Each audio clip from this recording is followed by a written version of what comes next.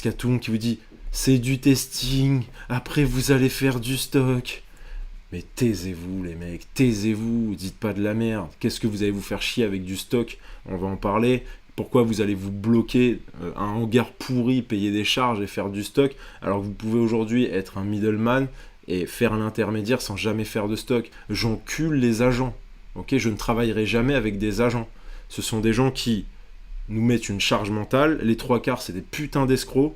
Et quand tu te fais avoir par tes agents, qu'est-ce que tu fais? Tu prends un vol pour la Chine, imbécile. Restez dans les systèmes normaux. Okay, à l'heure où je vous parle, ça n'a pas changé. On a des boutiques qui tournent depuis 5 ans. Mes étudiants sont là depuis 5 ans. Ils ont les mêmes business models. Il n'y a personne qui a fait du stock. C'est pour les abrutis, le stock. Tout ça pour votre packaging. On va en reparler un petit peu. Mais si vous êtes là uniquement pour gagner votre vie et faire du bénéfice, et satisfaire vos clients sur le long terme, ne faites pas de stock. Moi, c'est mon opinion. Maintenant, je suis là depuis un moment. Bien entendu que on s'est intéressé aux agents, même avant d'être sur YouTube. Moi, quand j'étais plus jeune, je travaillais avec Alibaba, etc. Je me suis fait avoir des tonnes de fois. Il y a des fois où ça a été bien, mais je me suis fait avoir des tonnes de fois, tout simplement. Et aujourd'hui, je vais rester en flux tendu jusqu'à la fin de ma vie.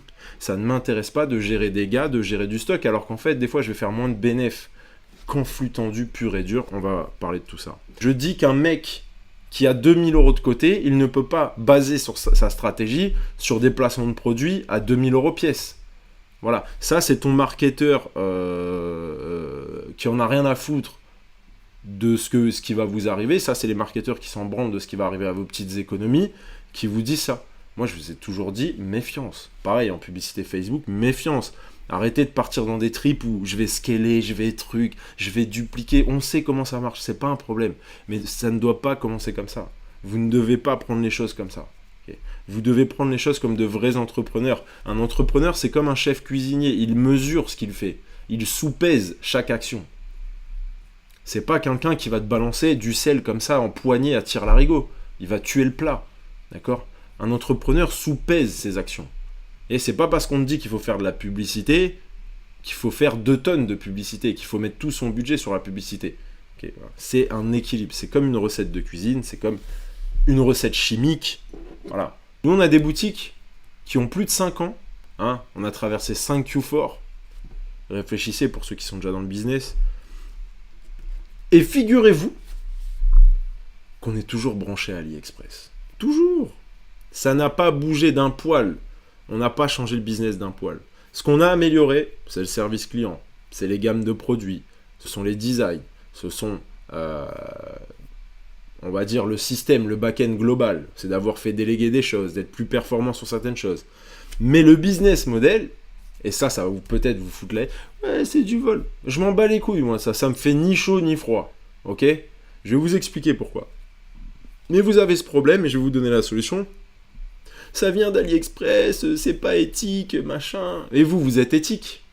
Ok, dans votre pièce, qu'est-ce qui vient de Chine?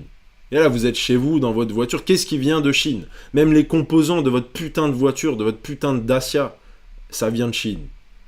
Okay. Qu'est-ce qui ne vient pas de Chine? Vos vêtements.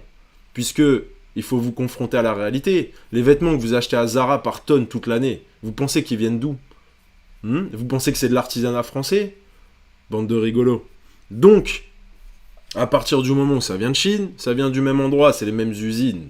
D'accord? C'est les mêmes usines. Hein? Quand je vois des débutants qui se demandent s'il faut prendre des agents, des machins, mais les mecs, faites déjà 100 euros de bénéfices en ligne, et après on reparlera. Après on reparlera votre business model. Okay? Vous voulez prendre des conteneurs? Vous voulez prendre des conteneurs? Oh, vous voulez un beau branding? Moi je vous dis ce qui va se passer.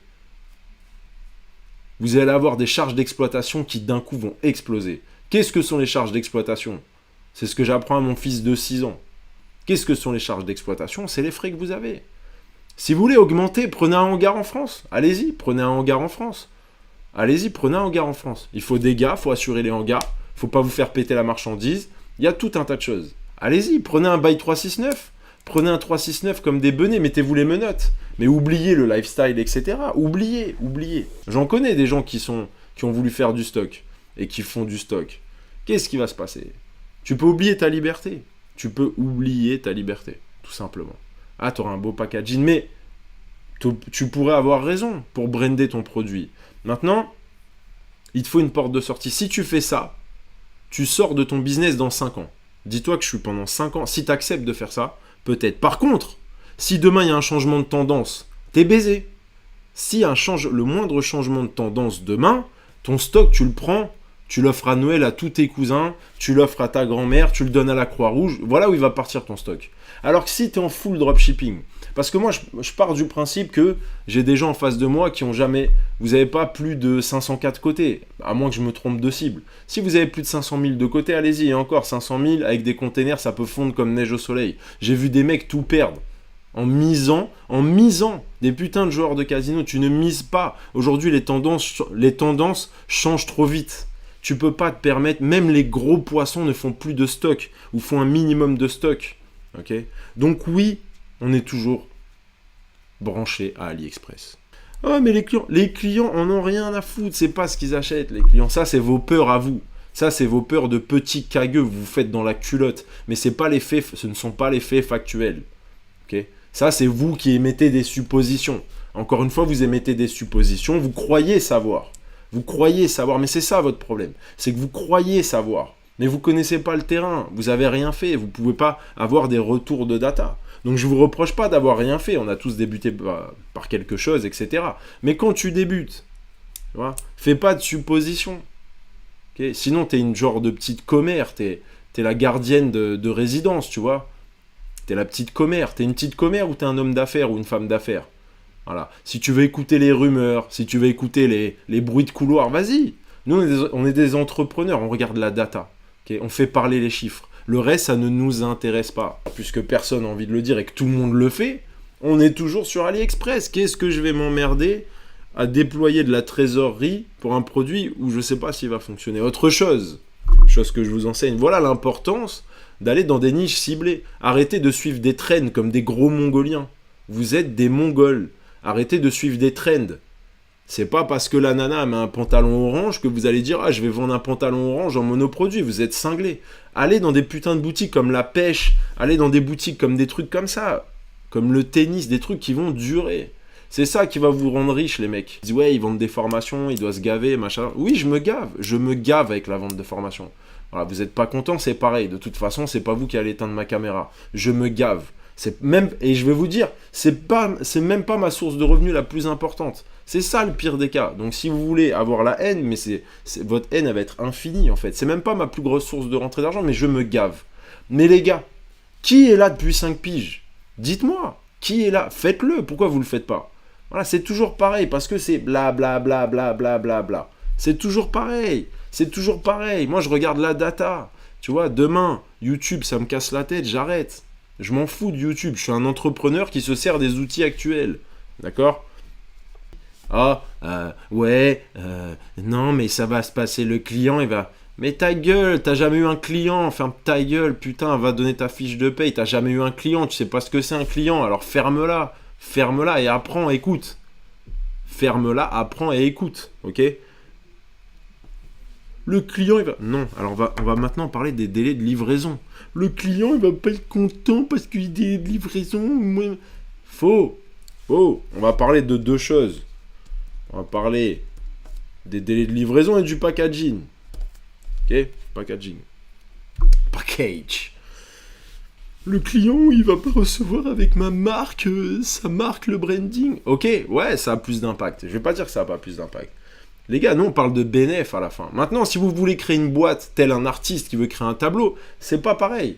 Hein? Moi, mon art, je trouve que mon art, c'est produire du bénéfice.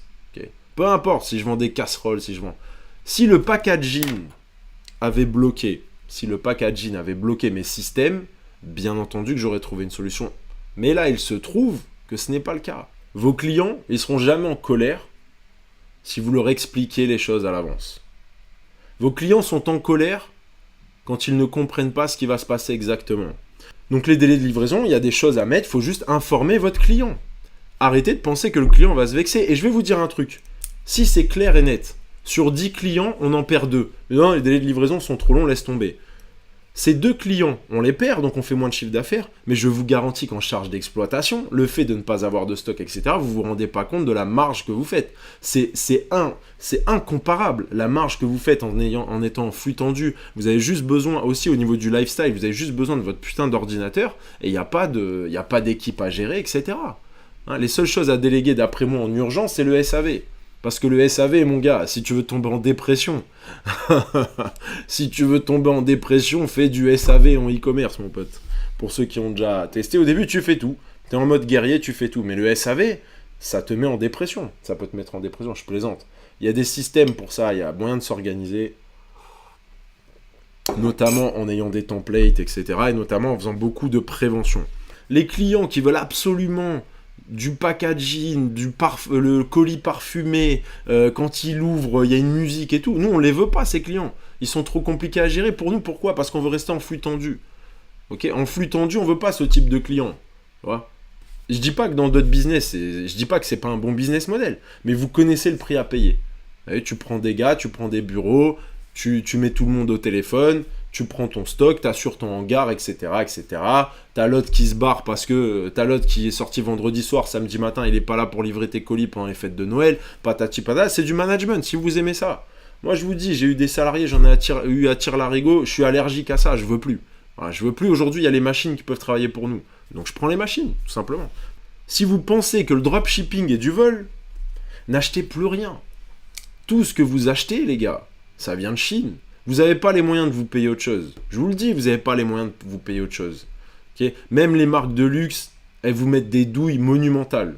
Tu vois. Moi, je préfère aller acheter du cuir aux petits commerçants, aux tanneurs, etc., que d'avoir des logos sur mon sac. Qu'est-ce que je m'en bats les couilles ? Tu vois, aujourd'hui, j'ai tellement vu de Dior, de Louis. Pour moi, c'est ridicule d'afficher ces marques.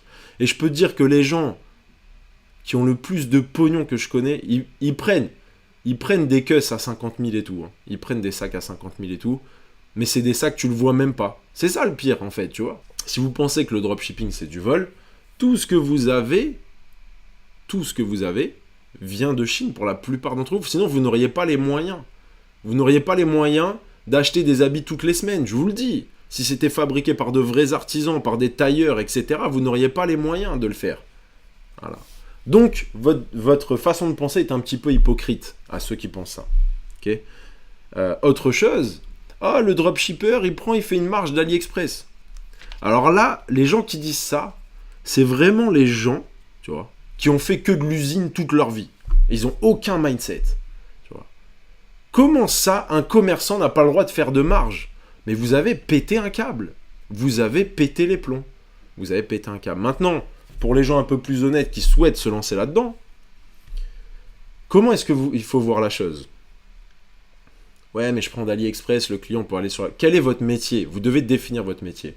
Votre métier, et ça c'est très important en business, votre métier c'est de créer le marketing, c'est de créer la magie, c'est de créer la valeur perçue du produit, c'est d'organiser l'achat du client, c'est d'organiser son SAV, chose que ne fait pas AliExpress par exemple, c'est de faire de l'animation commerciale, c'est d'animer les clients sur les réseaux sociaux, c'est de créer une communauté, c'est d'animer cette communauté, c'est de faire plaisir et au final... C'est comme ça que vous allez faire quoi ? Apporter de la valeur. Donc la marge que vous allez prendre, c'est simplement que vous vous faites payer pour la valeur que vous organisez. À ce moment-là, une conciergerie, quelqu'un qui vous organise un voyage, c'est un enfoiré. Non, il a juste mis en place ce voyage. Il vous a montré les photos de l'hôtel, etc. Le mec a organisé le business. Là, vous n'avez pas de mal à le payer. Parce qu'il organise vos vacances. Eh oui, les mecs.